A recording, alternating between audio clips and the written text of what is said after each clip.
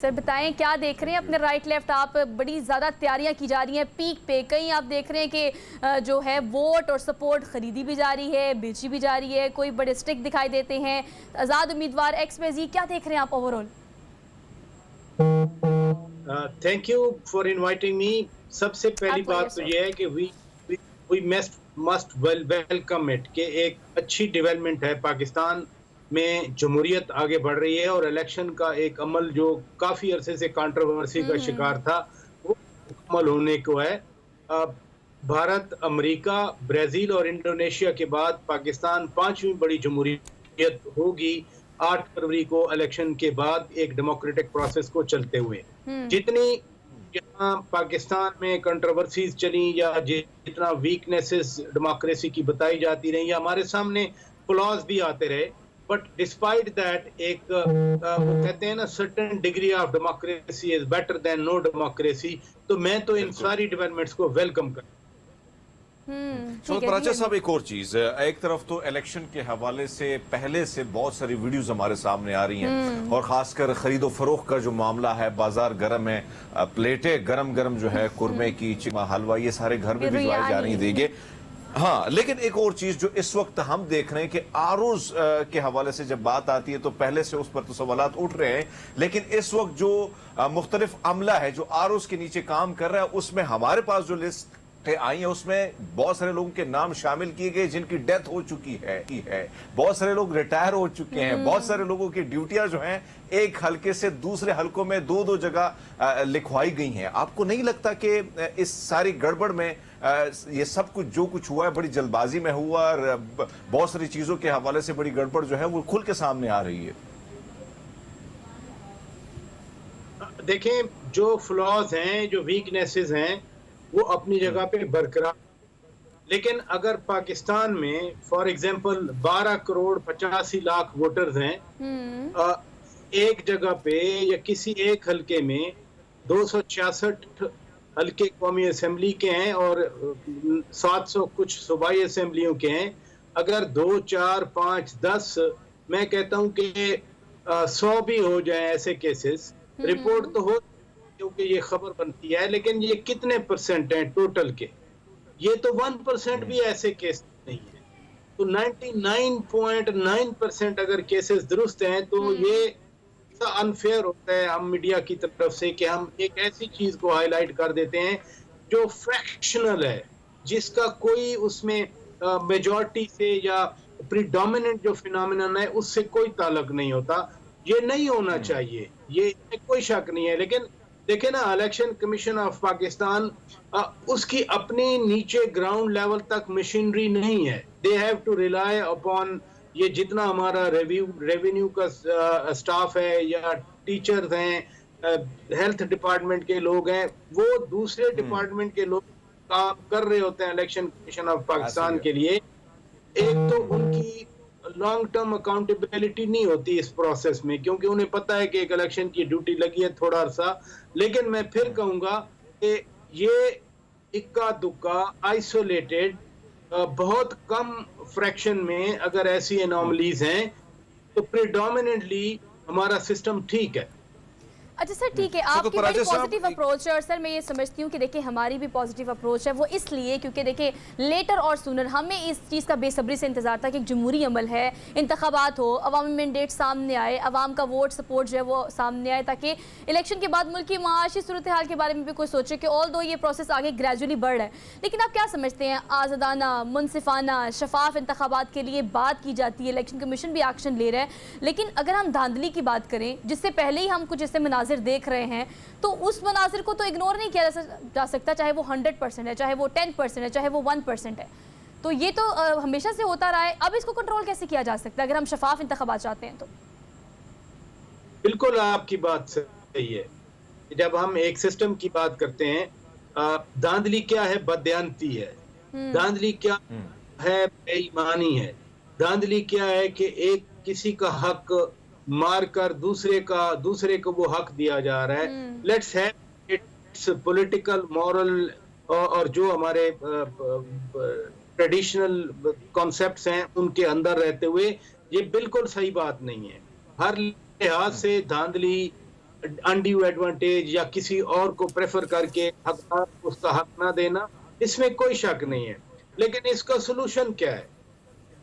इसका सोल्यूशन यही है कि मोर डेमोक्रेसी। इसका सोल्यूशन क्या है कि इलेक्शन वक्त पे हों। इसका सोल्यूशन क्या है? देखें, सिर्फ ये छोड़ देना कि इलेक्शन कमीशन ऑफ पाकिस्तान जो है या डिप्टी कमिश्नर है या असिस्टेंट कमिश्नर है, तहसीलदार है, जो आरओज बनते हैं, कि वही धांधली रोकें और वही उसका जिम्मेदार हों।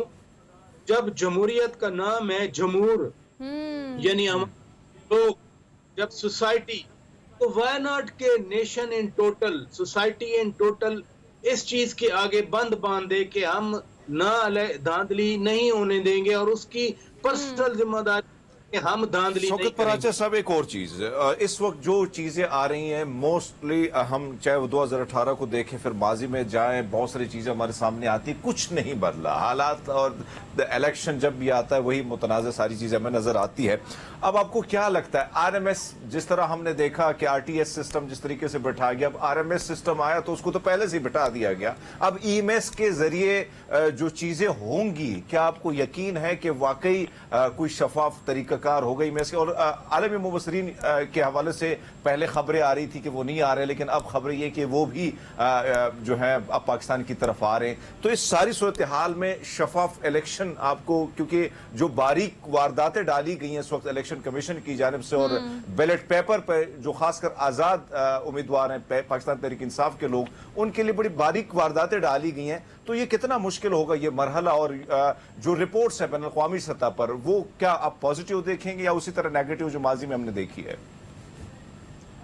पहले मैं दूसरे हिस्से का जवाब देता हूं कि वो नहीं थे ऑब्जर्वर, वो नहीं आ रहे।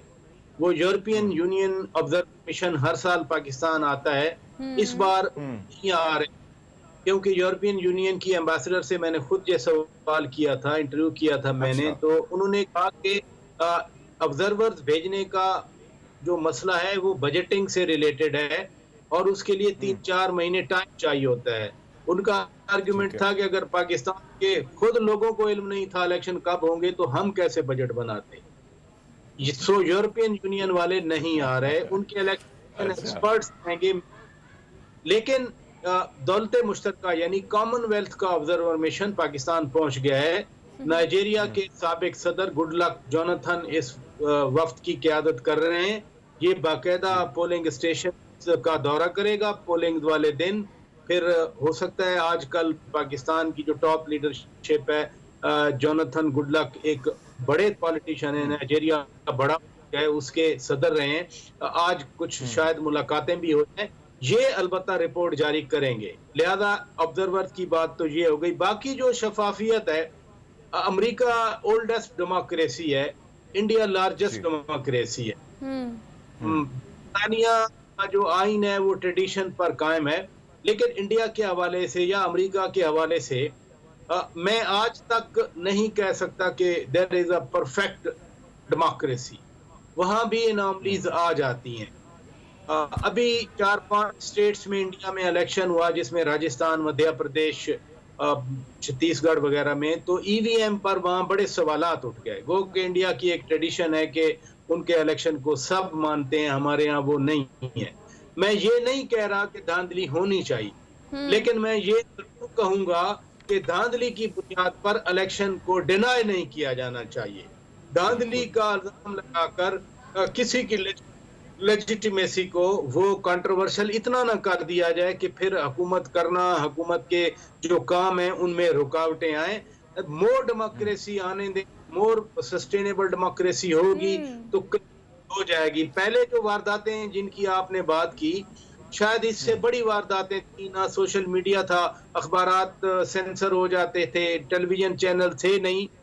ये तो ब्यूटी ऑफ डाइवर्सिटी है, ब्यूटी ऑफ डेमोक्रेसी है कि मैं और आप बैठकर हम कह रहे हैं कि तीर के नीचे हॉकी लगा दी, हॉकी के नीचे उन्होंने कोई और निशान लगा दिया ताकि लोग कंफ्यूज हो जाएं, बट ये अवेयरनेस अरे सर, मीडिया ये अवेयरनेस वाली बात आप बिल्कुल ठीक कह रहे हैं। ब्यूटी ऑफ डेमोक्रेसी की जब हम बात करते हैं, जब हम जमहूरियत की बात करते हैं, जमहूर की बात करते हैं, तो हम फ्रीडम ऑफ स्पीच की बात करते हैं या लोगों का अपना हक सामने रखने की बात करते हैं। लास्टली बस आप ये बता दें कि अगर हम इनफरादी पे आते हैं, इनफरादी कोशिश पे, तो आप क्या समझते हैं, क्या पैगाम देंगे आप 8 फरवरी के हवाले से आम लोगों को कि निकल कर इंतखाबात में पार्टिसिपेट करना, ऑल दो कि आप होपलेस हैं, मायूस हैं, परेशान हैं, बड़ी सारी प्रॉब्लम्स है पाकिस्तान में, उसके बावजूद भी जमहूरी अमल को आगे बढ़ाने के लिए वोट कास्ट करना कितना ज़्यादा ज़रूरी है?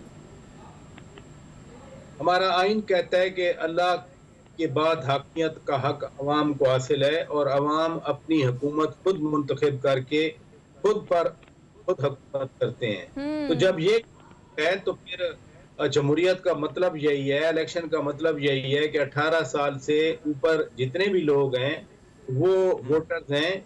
12 करोड़ 85,85,760 वोटर है इस वक्त पाकिस्तान जी। और मैंने बताया कि 5वीं बड़ी ये अक्सरियत है वोटर्स की जो 8 फरवरी को वोट डालने जाएगी। सबको आना चाहिए, वोट डालना चाहिए, पार्टिसिपेट करना चाहिए। वोट ना सिर्फ वो एक आपको राय का हक देता है बल्कि जो गवर्नमेंट फॉर्मेशन है उसमें आपकी पार्टिसिपेशन होती है। All right sir, thank you so much for being